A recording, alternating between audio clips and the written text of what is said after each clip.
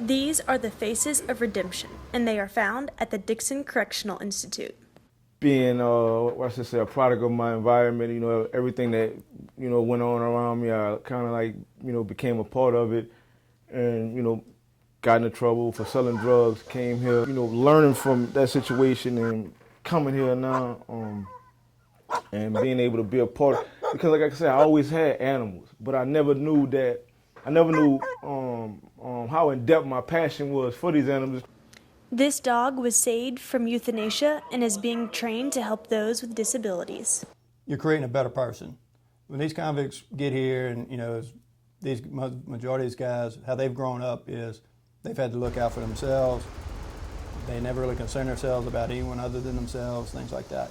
So once they get here and they're working in here, they realize there are other things, and they're allowed to be able to help another creature, help something else. So I think it kind of gives them some humanity, maybe eases them up and teaches them patience, because they're having to teach it, feed dogs. Whereas I've seen a lot of them come through here and they just, watch some silly football game and just blow up because maybe a bad play. And then now, after working in here, kind of develop some patience and some understanding about how the world really works.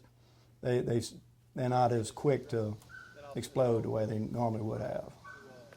Many people thought they would be home for their animals after Katrina, but then the levee broke, and the prison took in over 400 lost animals. Between dogs, cats, there were horses, ducks, geese, it was everything. So it was pretty interesting. Coming in, on the streets, I had animals. I didn't socialize with my animals as much as I do now.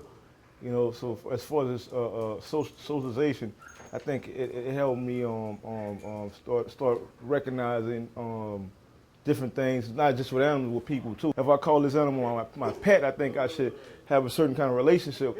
So it's helped me with socialization and just relationship in general. It helped me to be more attentive and more caring, in a sense, to not only animals, but to people too. I have had a couple of animals that got adopted, that I got attached to, and it's like I said, it's a downside and upside to that, getting attached to the dog and then seeing the dog get adopted, but then, the end result is getting the dog adopted. So, yeah, I have a dog right now, Tank, that I had been training for since he was 3 months old, so I'm kind of attached to him right now. So, and I know one day he's going to get adopted, so yeah. It's helped me to kind of overcome some of the issues that I've had before with, I used to think about drugs a lot, because I used to do drugs. So I used to think about that all the time. But just working here and having, a sense that I'm serving a greater purpose than just pleasing myself all the time. But, being here, I have a responsibility to, serve the animals the best I can, and provide the best quality of care that I can. So it's changed everything for me, really. Going to prison is a terribly negative experience, of course, but I feel like because of this experience, I have no doubt in my mind that I can succeed and do better things than I had before. It's not just emotional and ethical growth either, it's an education too. The LSU Vet School works with these inmates to teach them in a 6-month to year course the basics about animal health and diseases. But I've learned a lot. I've learned a lot through LSU and a lot of other vets that come along, and I help through numerous surgeries, just being in the setting and I know everything about the surgical suite. And these convicts are pretty well trained. I got 3 or 4 of them that could walk out of here right now and go be a vet tech. Probably be one of the better vet techs at any clinic around here. And Colonel Smith says these guys are motivated. Something I would like to see, if it could happen, people from the streets being able to volunteer and come in and, do things and, stuff like that. I got big ideas about this program. I'm really kind of passionate about it. It's huge. Because it's, the only one of its kind, really, I guess.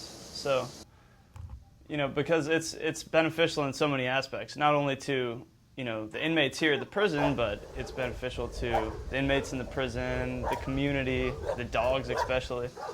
So, it's in many different ways, it's a really super good program, in my opinion. Some of these inmates have been a part of the animal saving process after stepping past the fences. Matthew Eldridge was a Dixon inmate. Now he is known as Country Matt on the Pit Bulls and Parolees television show.